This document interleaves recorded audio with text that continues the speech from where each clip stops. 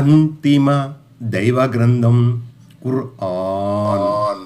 12వ సూరా యూసుఫ్.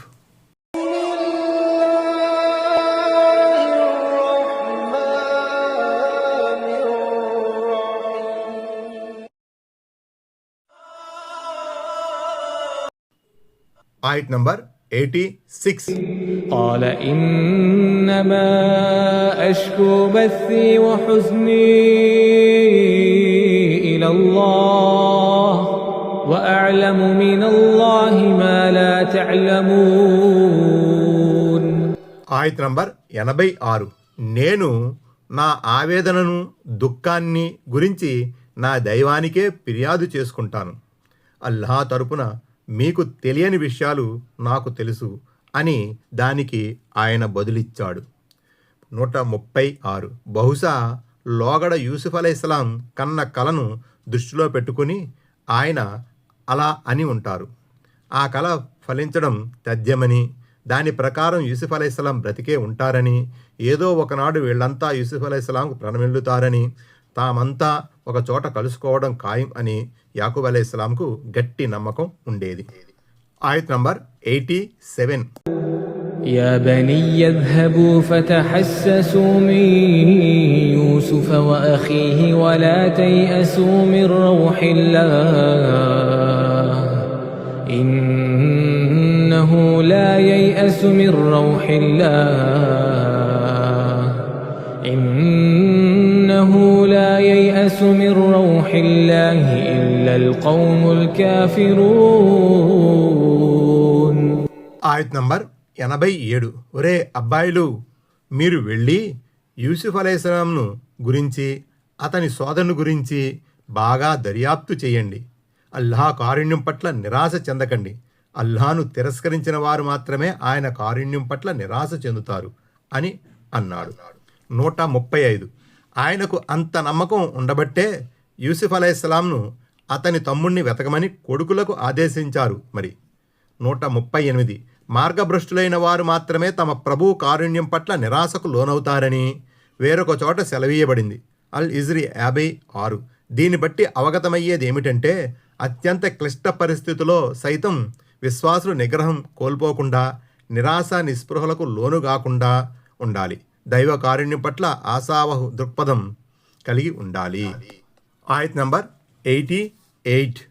فلما دخلوا عليه قالوا يا أيها العزيز مسنا وأهلنا الضر وجئنا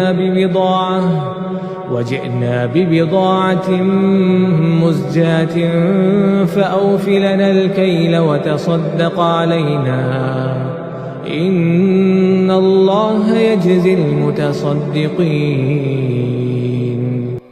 ఆయత్ నంబర్ 88.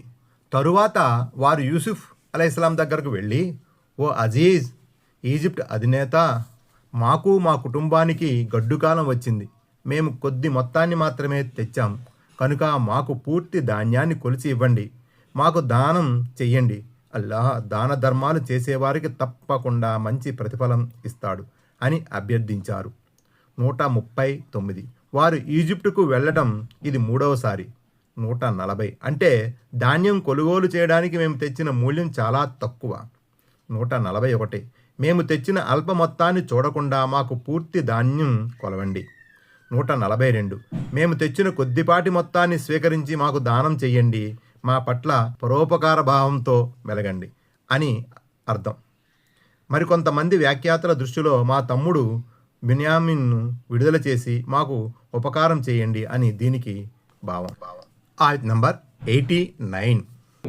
قال هل علمتم ما فعلتم بيوسف وأخيه إذ أنتم جاهلون. ఆయత్ నంబర్ 89. అజ్ఞాన స్థితిలో మీరు యూసుఫ్ అలైహిస్సలాం పట్ల అతని సోదరుని పట్ల ఎలా వ్యవహరించారో మీకు తెలుసా అని యూసుఫ్ అలైహిస్సలాం అడిగాడు.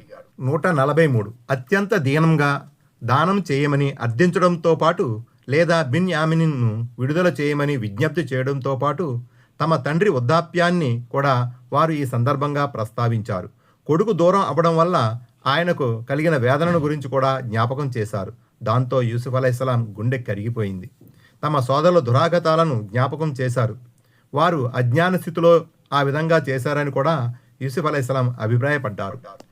ఆయత్ నంబర్ 90. قالوا أئنك لأنت يوسف قال أنا يوسف وهذا